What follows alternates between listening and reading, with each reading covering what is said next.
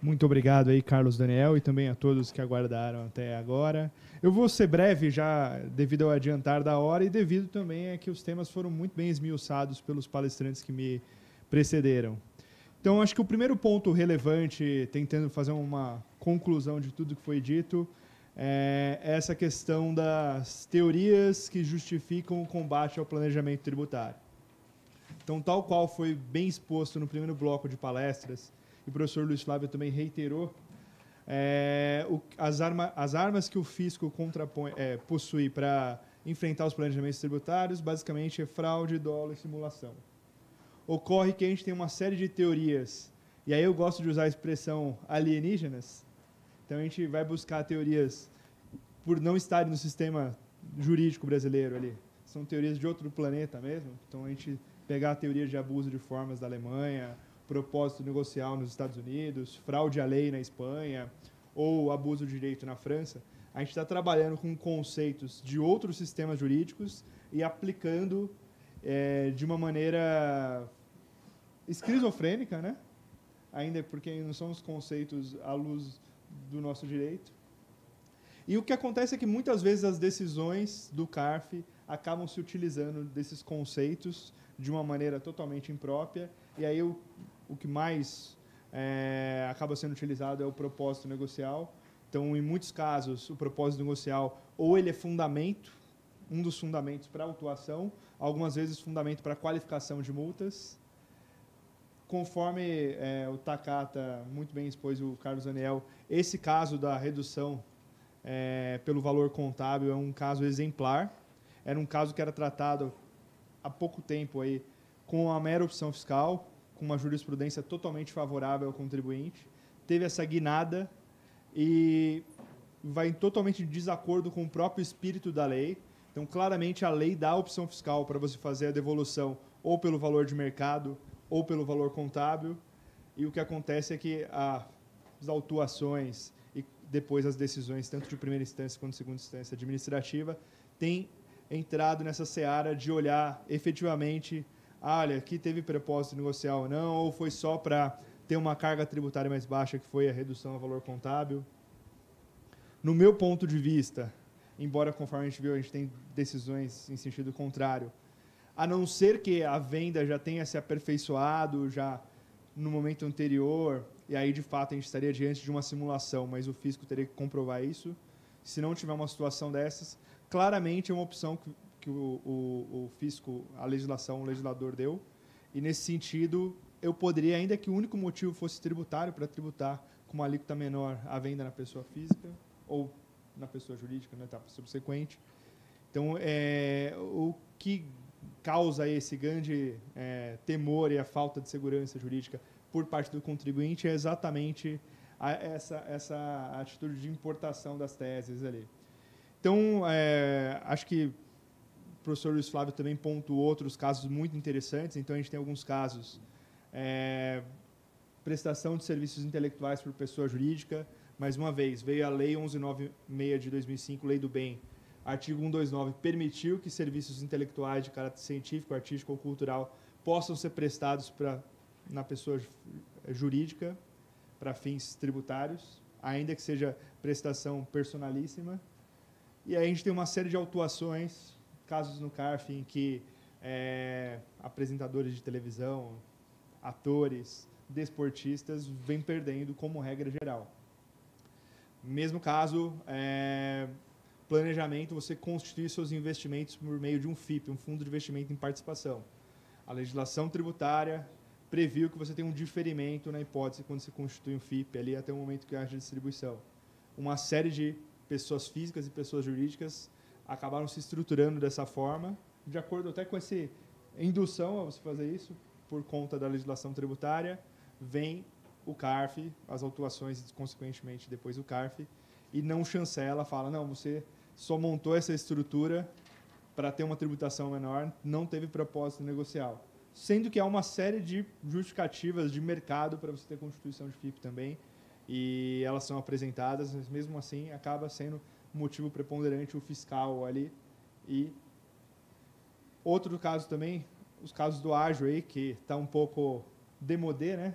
Mas Mas exatamente, é a mesma coisa.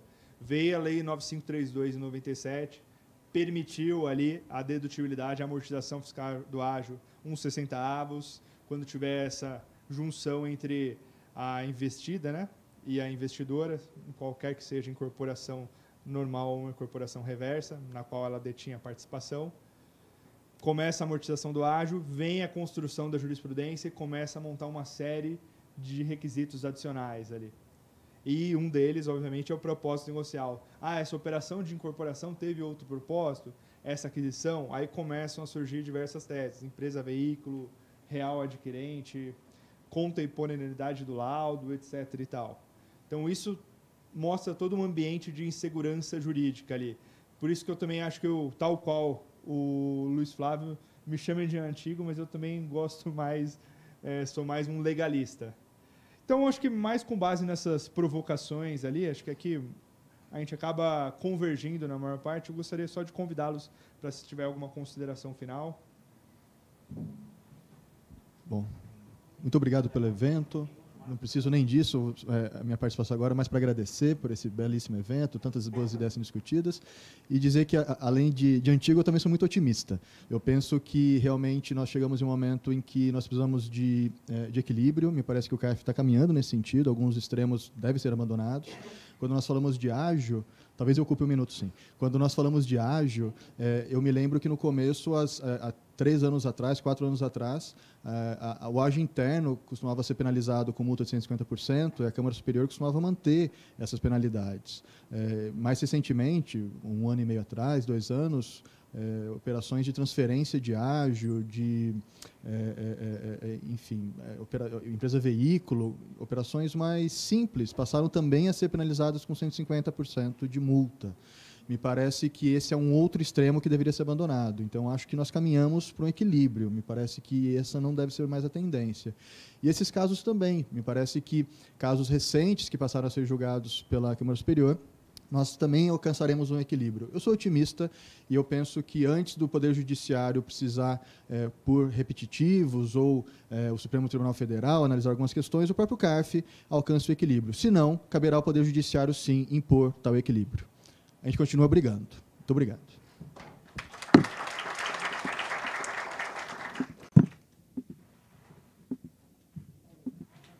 Muito rapidamente, agradecer a presença de todos vocês, a paciência, né, de todos vocês, né?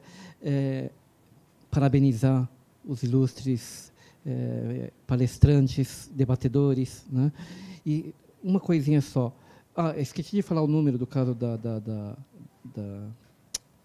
de Pio, 9101-4506. Tá? Só do caso de Viacol, que eu havia comentado, voto vencedor conselheiro Ederi, 2 observações bem rápidas.